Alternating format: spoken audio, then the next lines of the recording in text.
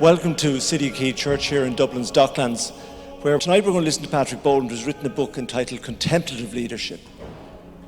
Leadership is very important in our world today. We probably need good leaders, people who have that degree of integrity that Patrick will talk about, because we've all been in that situation when we've been told or we thought that somebody should do something about this, and you discover you are that somebody and you face your fears.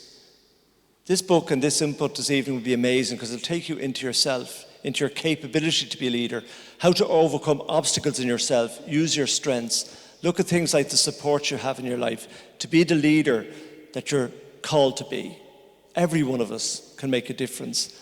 And I think Patrick's input and his insights and his wisdom, endorsed by Richard Rohr, which we'll hear a lot from in the presentation, really will help us understand how we can be strong leaders in our world today. So without further ado, I welcome you all here and I introduce to you this evening Patrick Boland.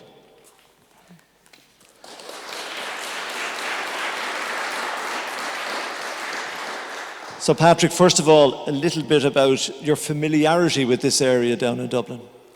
Yeah, so when I was very young, I'd be brought down here by my dad. My dad's from the Liberties from Cork Street, and so he was always bringing us into town, and we grew up the road in Sandymount, and we brought down past the rowing clubs, Stella Maris, St. Patrick's.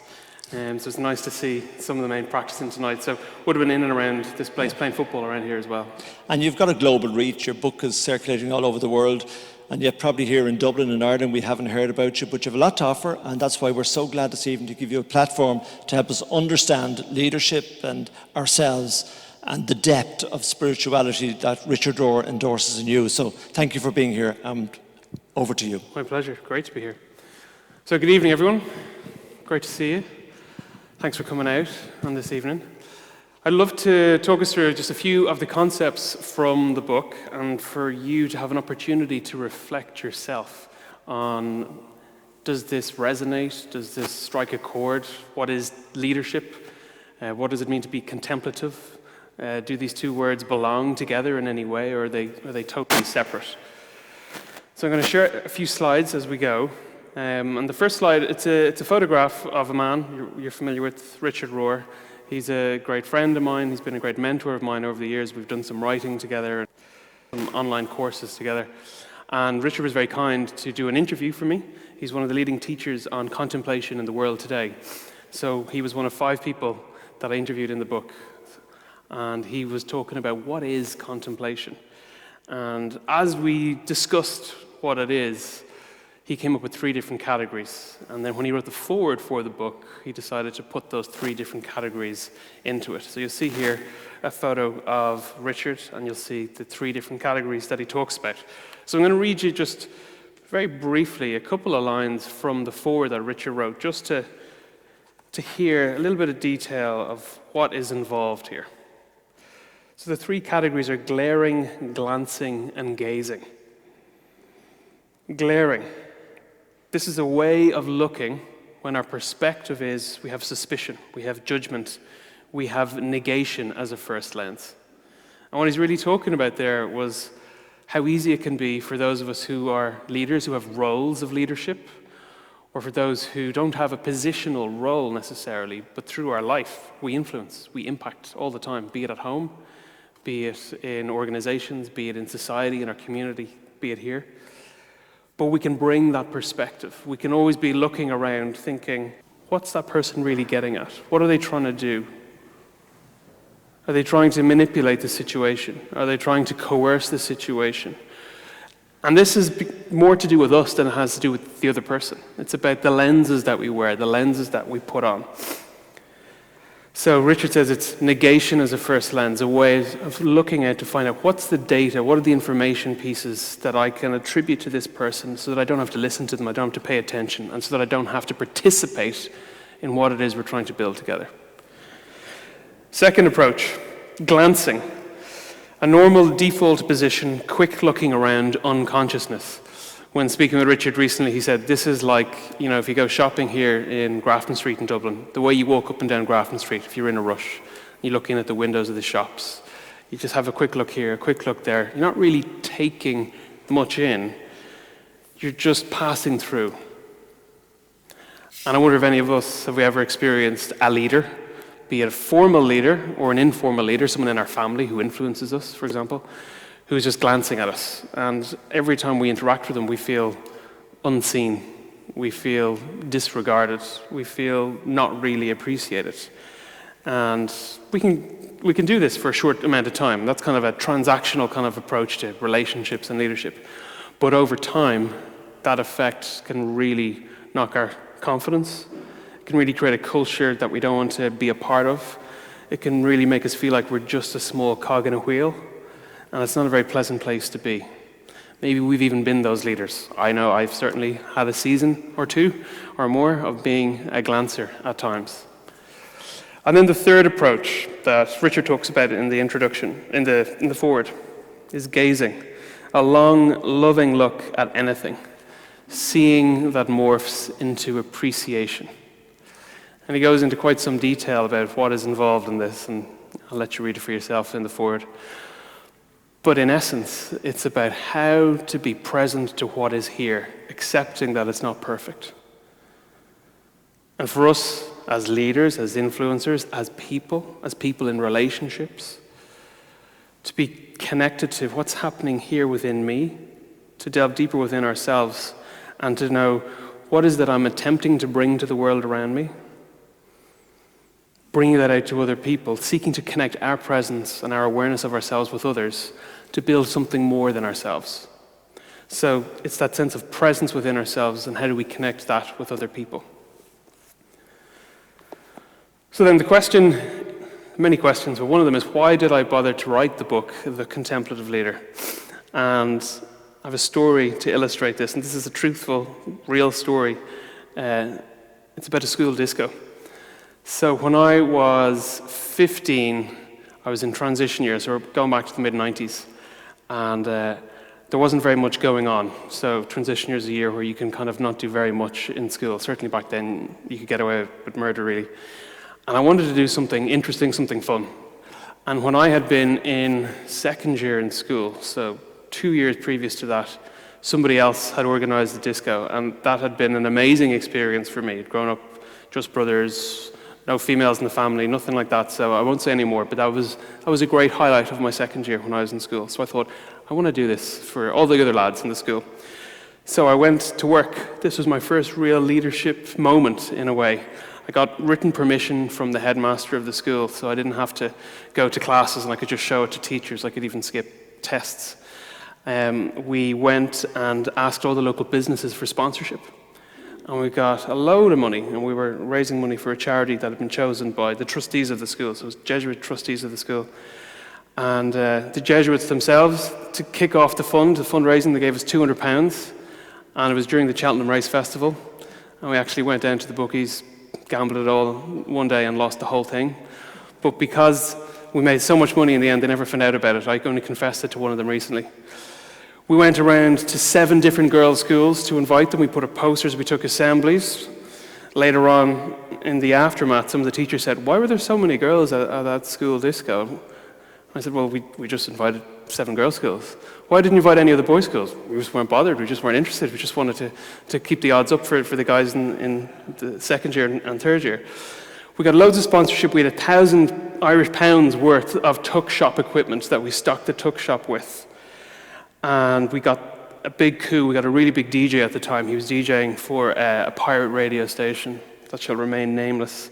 And he came in, and we had the setup, and we had the smoke machines, and we had the sound, and we had everything. And I remember that night, walking around, checking, was everyone okay? And I went to the tuck shop, do you need anything? And I went to the DJ, is everything okay? And I went to the school teachers, and I had their rota for once, and I was like, are you going to be there then? Are you going to swap then? And this was great. I was beginning to experience a little bit of a power trip, and I was really enjoying it.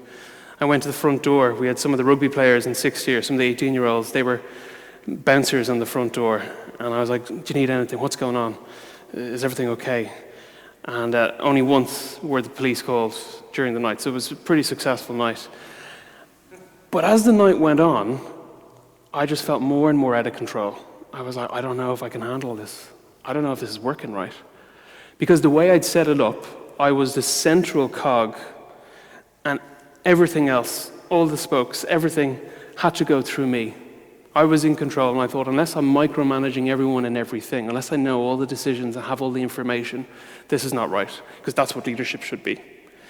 And at one point I came out, one of the 6th years took me aside, big lad, the bouncer, grabbed me by the shoulder and said, "What are you doing? You need to just relax. We got this. You just need to go and enjoy the night." And as he pushed me away, physically pushed me back inside, he said, "Remember, you can't control everything." That was my introduction to this concept of what is now contemplative leadership, how to lead when we're not in control. Over the years, I worked across the road in the IFSC. I tried that in the bank. It was great when I left, for everyone's sake. I worked in strategy consulting. I'd be flying across to London and talking to CFOs at the age of 23 and finding out what was going on in their companies. I was working in education for a number of years, and then laterally the last 10, 11 years I've been executive coaching, leadership consulting, working in psychotherapy as well, and helping other people, particularly the last 10 years or so, to find out how they can lead without being totally in control. It took me a lot of learning myself, a lot of being out of control, a lot of mistakes, a lot of broken relationships, in work, outside of work. As Richard Rohr says, the greatest teachers we have are great love and great suffering.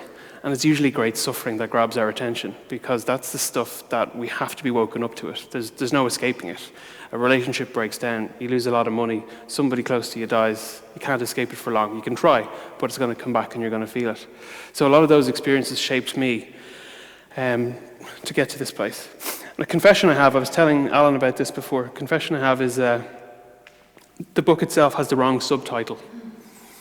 I was asked one day before I'd finished writing the book by my publishers, "What's the subtitle?" And I threw something in.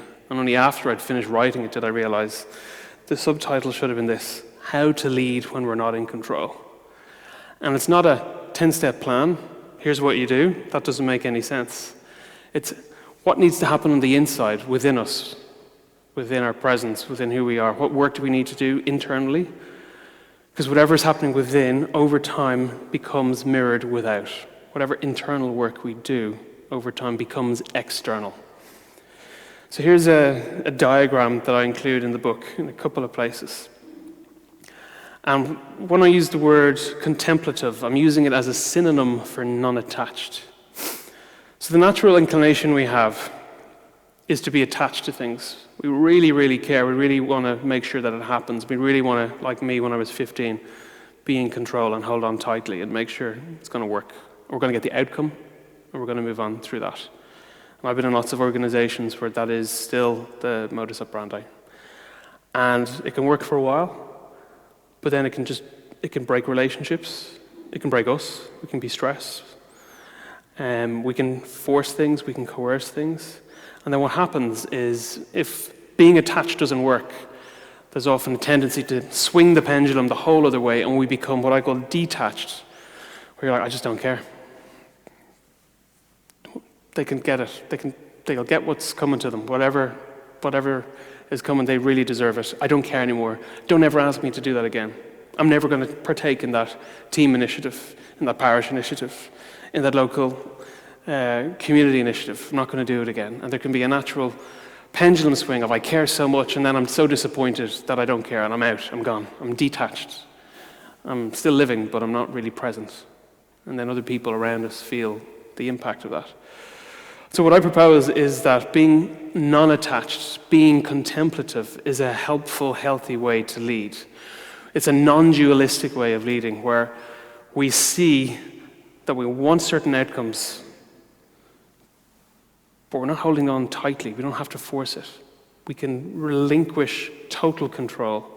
We can focus on the outcome and the process that gets us there. We can be clear on our plans, our strategic plans, our financial plans, our plans for our relationships, but also recognize that we can't control everything, we can't force things. We take notice of what is within ourselves that is happening here. How are we participating in this scenario? How are we participating in the relationship? There's a great quote from an executive coach in the US, Jerry Colonna, says, How are you complicit in creating the conditions you say you do not want? Which requires us to look at ourselves and do some shadow work, as we call it in psychology and psychotherapy. A quote from the book here: "We can only lead others as far as we have first gone ourselves." Let me just clarify when I say leader. Because a lot of the time when I work in organizations, I hear people say, I'm not a leader, I'm not a people leader, I have a function, I'm part of a team. Let's expand the definition to think about leadership as influence. Today, social media, we have people who, through their followers, they can add or detract millions or billions in dollars in share price of an organization over a matter of a number of hours. That's an influencer. And then you have maybe a CEO, CFO, who's built up for 30 years their career, built rung by rung. Here they are, and they have less control on their organization than an influencer. The parameters of leadership have massively changed. It's not about positional leadership. It's about our capacity to influence. How do we influence ourselves? How does our influence for others come from within ourselves? Sometimes when people run ahead so far, they can be confused as being the enemy by others who they expect to follow them. I've seen that happen a lot of the time. So one of the key premises is that I always focus on and write about in the book, and I have some interviews with CEO of Ben & Jerry's, Matthew McCarthy, the former CEO now, and some other leaders from Invisible Children, from different organizations, Louise, Chester, and Margaret Wheatley. Authors, consultants, people in this space of leadership, world-renowned, talking about their own experience of trying it a certain way, but not going that particular way, and how they had to adapt, and how they had to stop projecting their desires out and come back and see what's going on within me. How am I participating in this? Here is a simple model that I use. The first kind of 2/3 of the book is all about the inner world, the inner journey of leadership. And for anyone who's familiar with NLP, you might recognize this model. It's neuro-linguistic programming, but I've added a little twist to it. So in our environment, there are certain behaviors that are going to be helpful and not so helpful, and everyone can see them. We see how other people behave, but what's going on beneath the surface? So the first layer down is, do we have the training, the capabilities, the experience, the skills to do a thing? But then we get into the meaty bits, and I got chapters on each of these next 3 pieces. Values. Is what I personally value aligned with what my team, my organization, my society, is that valued by these people as well? Because if it's not, we can't behave in certain ways for a long period of time. Let's imagine that they are aligned. Then we go down to identities. What are all the different identities that I have? A couple of years ago, Richard Rohr, myself, and another colleague, we recorded an online course for his book called Falling Upward. And we talked about one model of the psyche where we said that an identity is a persona. And a persona, it's a word that comes from an old mask, an Etruscan mask, and they used to use it in Greece and Rome as well, that had a little kind of trumpet mouthpiece. And you'd put on your persona, and you'd talk from the stage, and you'd project your character out to the audience. So that's what a persona is. So calling an identity a persona. What are the personas that we have? What are the identities that we wear? Parent, daughter, chief executive officer, parishioner. We've got all these identities, and none of them are necessarily bad. As we mature in the first half of life, it's important we develop identities. It's important that we develop a healthy ego. Ego is not a pejorative term. There's a light to ego, and there's a shadow to ego. The shadow is the bits that we don't see about ourselves that everyone else sees, and also the bits about ourselves that we kind of deny, the great capacities that we have. So understanding our identities and understanding as we mature as people and as we mature as leaders, what's the most appropriate identity or persona to bring to this environment, that's going to be really important. When I'm up here talking to a group like you, I've got a particular identity or persona that I'm wearing, and when I'm at home with my 3.5-year-old playing with them, I've got another identity that I'm wearing. But they all belong. They're all part of who I am as a person. And what I talk about in the book is how we can get confused by this and think, well, I'm this or I'm that, or am I one or the other? We're all of these things. But how do we integrate them? And then fundamentally, thinking about meaning, how do we bring our true self here? How do we create the conditions so that what is deepest within us, that can emerge? And there's an old, some Zen Buddhists talk about, what's the face you have before you were born? Or we might call it the soul. What's the soul that we have? What's the essence of us? And are there ways to integrate that appropriately in how we lead and in how we influence? One of the ladies that I interviewed in the book, Margaret Wheatley, she talks about her own experience of this. And when she was young, she did certain things. And when she got older, she did certain things. And there was a season and a time in life for different things. So I want to read a little quote from what Margaret said just before I finish here.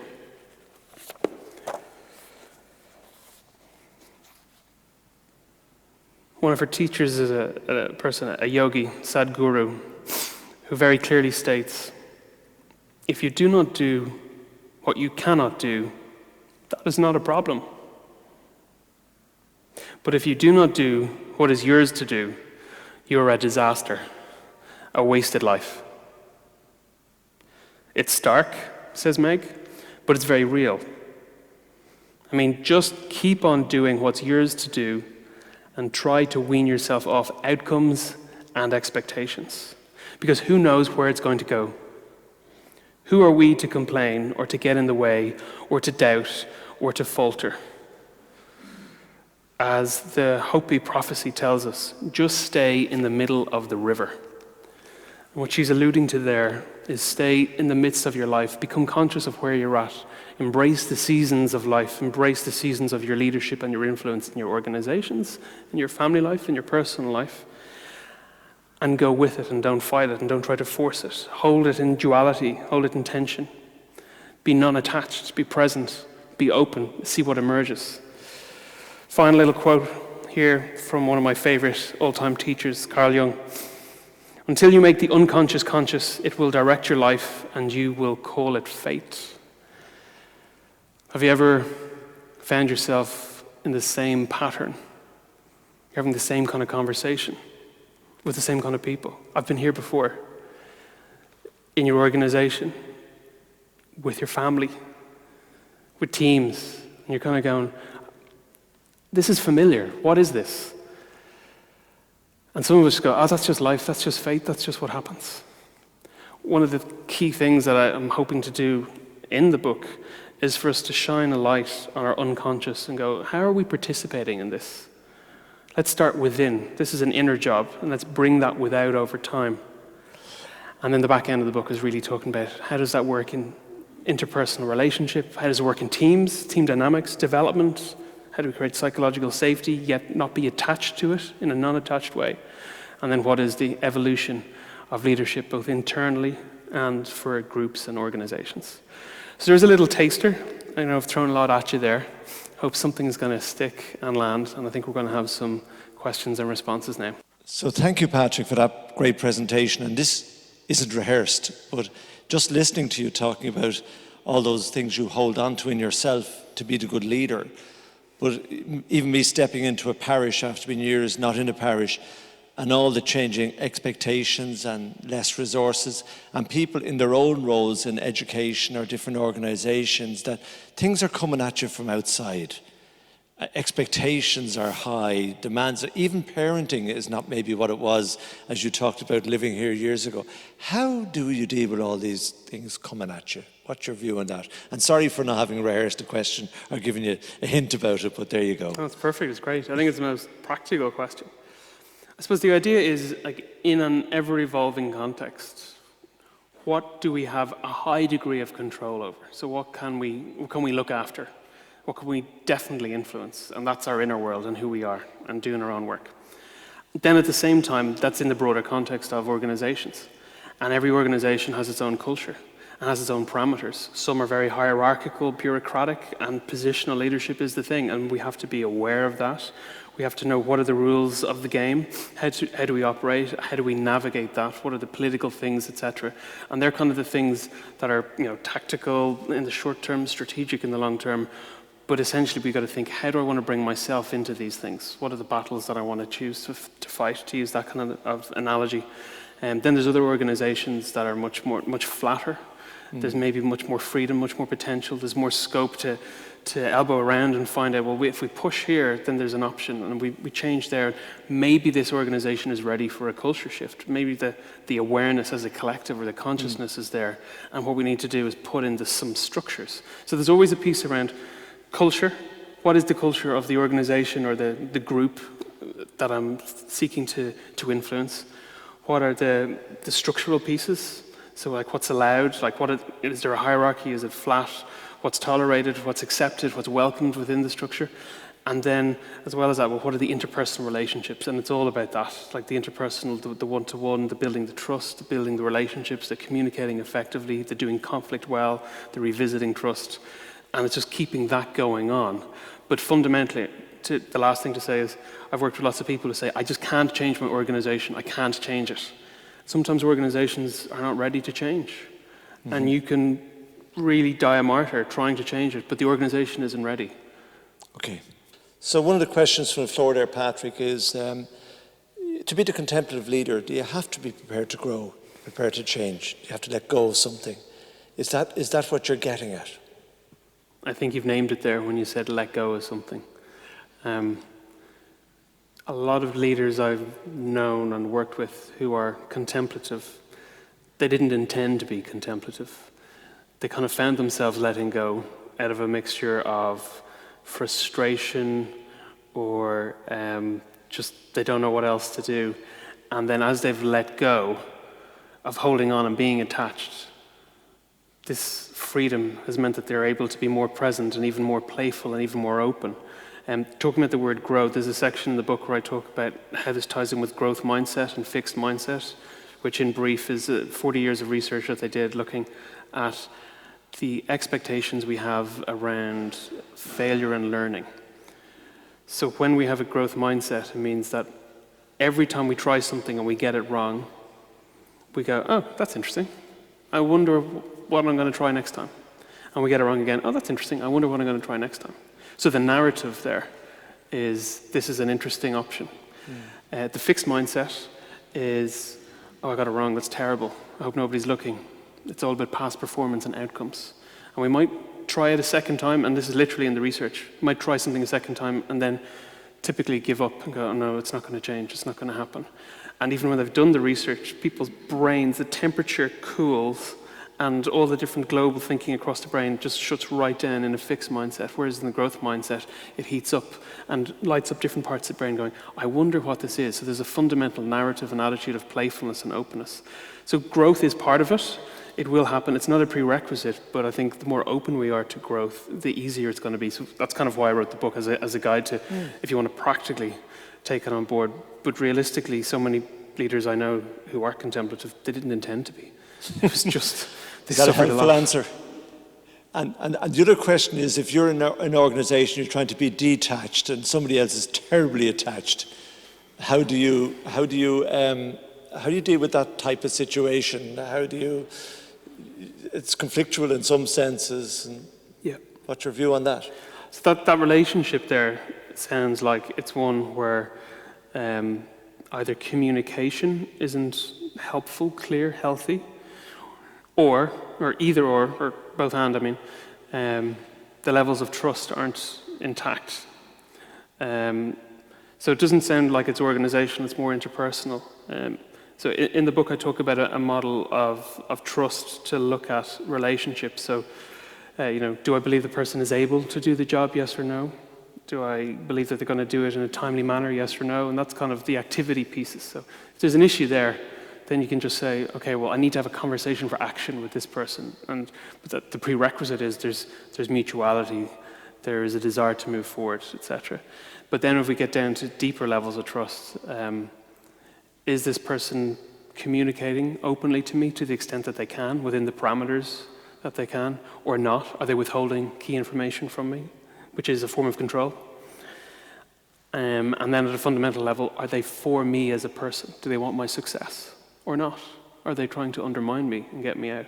So those bottom two tiers of communication and for me, that's much deeper work, because that's when there's quite a degree of brokenness to the relationship.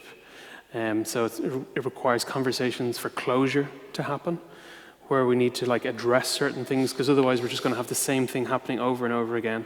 And so what I'd say is, for us to have the capacity to do that, it's extremely helpful if we're self-aware, and it's extremely helpful if we're contemplative, so that we can be non-attached. Although we want the outcome to be that the relationship develops and things get really good, to go into it eyes wide open, knowing maybe this won't improve things, but I'm going to give it a go. I hope that helps in some way. Okay. What advice would you give to a person who is part of an organisation and feel they're not valued because of their gender? Yeah. Firstly, I think that's a tragic situation for that to be the case. I think it comes down to what's our own capacity to sit with the grey and to sit with the tension. Because we don't want to get burnt out.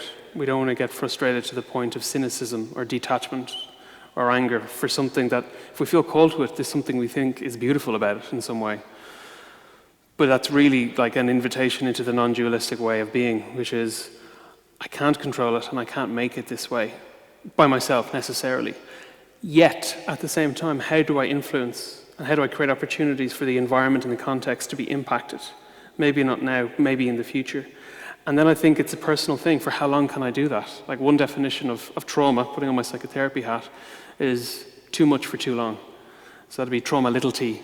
So it's a series of issues where we just feel hurt, rejected, that each of them on their own, it's okay, but they compound over time and it's literally physiologically stored in our body, and we get to a point where we can approach depression or burnout, and that's a real physiological implication. So checking in with ourselves and knowing, what can I take? What am I willing to give? There's all the practical things about how does influence happen? How does impact happen? How am I painting a big strategic picture? How am I speaking the language of the organization? How am I respecting what's there while also challenging in a way that is heard? Am I speaking the language in a way that others can actually hear me rather than just tick a box? Build trust, build relationships, communicate, keep on communicating. But there's a toll. And so it's walking that tightrope of going, how far can I go with it? And then the realistic thing is a culture going to change? Is an organizational structure going to change? Is there a level there? Is there a critical mass that's ready to change? And then the pragmatist in me goes, well, if that's not going to be the case for multiple years, it might be a very detrimental experience. Keep on knocking and knocking and knocking, because you're probably going to be the one that's going to be left hurt the most. Does a leader have to have the answer to all the problems? And when does a leadership become a dictatorship? This is contextual. This is dependent on the culture, the national culture, the organizational culture. I know from looking at cross-cultural dimensions of leadership, there's certain countries around the world where a leader is expected to know the details of everything, and that means that there's usually quite a hierarchical approach. So the leader is almost seen as a professor who knows a lot of things, and that's part of it. So that's where there's high power distance is what it's called in the research. Geert Hofstede is researcher in this. Then there's other countries in the world, and, Ireland is right up there and the USA is right up there, where we've got a very low power distance, where leadership is not about knowing all the answers. It's about facilitating people and systems to interact. So it really depends. And then I think the key is to align your values as a leader, your expectations and your hopes with the values and expectations and hopes of the culture of the organization you're in and the team that you're in, etc. So I hope that deals with the first part. Yeah, and the second question from a young person, I think it's... there's the dictator bit. Oh, the dictator bit, yeah. Sorry, yes. No, I think it's a really important question. Let me answer it through the lens of archetypes. So archetypes is, Carl Jung wrote a lot about archetypes, and he was bringing up something that was used in medieval times to look at the collective unconscious. So what are the patterns that we're a part of that we don't fully realize that we're a part of? So he writes about, for each archetype there is a light, and one way of interpreting it is there's a light, a shadow, and a darkness. And one of the archetypes is called the ruler. So this is a person who is integrated in the first half of their life. They've integrated things like the warrior or the Amazon, depending on your gender and which word you appreciate. You've integrated the lover and all the energies of the lover, which is about appreciation of beauty and aesthetic and the fine things in life. The warrior is about, what do I value enough to defend? What do I think is important enough that I'm going to attack something? So what's kind of that raw, more alpha energy? And then there's the sage or the magician, which is more like, how through my presence can I create things through how I show up? So they're kind of the three fundamental archetypes. And then as we mature into this, into midlife, so Carl Jung said 40 to 55, and then beyond, we might actually go into to be a ruler, where we're actually able, and this is using metaphorical language, within our realm to go, this situation requires some of my warrior energy. I need to defend something powerfully. That situation requires my sage energy, my magician energy. I need to show up in such a way that influences, maybe in a political way. And this situation requires my lover energy, be present to the beauty. The light of that ruler is excellent leadership. It's the leader who's able to contextually and culturally navigate and adapt and change while being true to themselves. The shadow of that is the stuff that leaders not fully aware of, but they're open. So when someone else says, look, you've been doing this thing and it's upsetting us, the leader is able to go, I didn't know, I'm sorry. And they're able to talk about it. The darkness, to use that word, the dark ruler is when you say, no, all those flaws that you've pointed out in me, they're not flaws. They're good. They're right. And so the classic example is, people talk about Hitler. We could talk about other world leaders today. I won't mention any names, where the whole world shines a spotlight and goes, that behavior there, that's shadowy behavior. You're trying to manipulate people and individuals and whole countries. And rather than respond by going, that's absolutely right, I've been caught out, or I didn't mean to do it, they double down and go, no, I'm actually rescuing here. I'm actually saving everybody. As a result of my input, everything's going to be great. In fact, you need me to be a dictator. I'm not going to call it a dictator, but you need me because I'm the only one who can solve your problems. I'm the only one who can allay your fears. Nobody else can do it except me. And in archetypal language, that's moving from the light to the shadow into the dark. And that's dictatorship. That's a very interesting take. Very inspiring. We could continue talking about that, but the question from our youngest person here who's saying, okay, this thing about moving from the unconscious to the conscious, how am I conscious of all that's going on in me so I'm not affected by what's coming at me? Yep. Which is, I think it's for people in their maybe early 20s, being aware of what's been thrown at you, it's a very interesting question. Yep, great question. Yeah. So the unconscious, it's basically, there's all these processes that are going on all the time that we're not aware of. We think we're in control of our thoughts, and we think we know what we think, but a lot of the time we don't. So we know in the research, like our nervous system as a whole, from our thoughts to our digestive tract, to our heart rate, to our sweat glands, all that kind of stuff, our senses prepare us to react to situations that we have before we have a conscious logical thought that this is what we're doing. So I actually have a chapter in the book about it. It's called Leading from Our Body. So it looks at polyvagal theory. As well as that, there's what we know in recent research, there's epigenetics. So there's stuff that's passed down through different generations on a biological level that we're not fully aware of. But then it's funny, even at the moment, my wife is learning loads about me now looking at our son, because she's like, oh, I didn't realize that's like literally a trait that you have, but I never spotted it until I saw it in him, and nobody in my family has that trait. So there's things that are literally carried, and trauma can be carried in, as well. And then we've got unconscious drives. So like there's things that we say we want, and there's things that we deep down really want, and we can feel torn about things. So what I do in the first part of the book is to try and just use some models and frameworks to help us go from just going around, being busy and behaving, to notice what are the underlying drivers we have, what influences us here, what do we care about, what do we value. Because we make decisions all the time based on our gut instinct. We've got 5 million nerve endings in our stomach, 1 million nerve endings in our heart, 73 million nerve endings or 79 million nerve endings in our brain. So we've got all these data points, but in our stomach and in our heart, that actually doesn't go into our prefrontal lobe, so we don't actually logically become aware of those things, but we feel our gut instinct. And that's got really important data. And we're not conscious of it. So that's another way of thinking about being unconscious. So loads of ways of thinking about it, but it's essentially, we'll never be fully conscious of everything, not a chance. But it can be helpful to periodically and even systematically shine a light on the unconscious elements when we're ready. that's appropriate in the season that we're in. And then that's going to help us to navigate, that's why I want that. That's why I don't want that. That's what's going on in that relationship. This is what I'm bringing to this. Oh, that's some of my shadow. I didn't realize it until he said it to me. So I hope I'm addressing the question. Yeah, and just to finish that, like contemplation, leadership, we're standing in a church, the sense of, the spiritual being that we all are, or that most of us, a lot of us presume we are, Yeah. that sense of, how do you in leadership engage that spiritual self? How do you see that? Could we finish on that? Yeah. I do talk about it in the book. I think it's coming home to who we really are.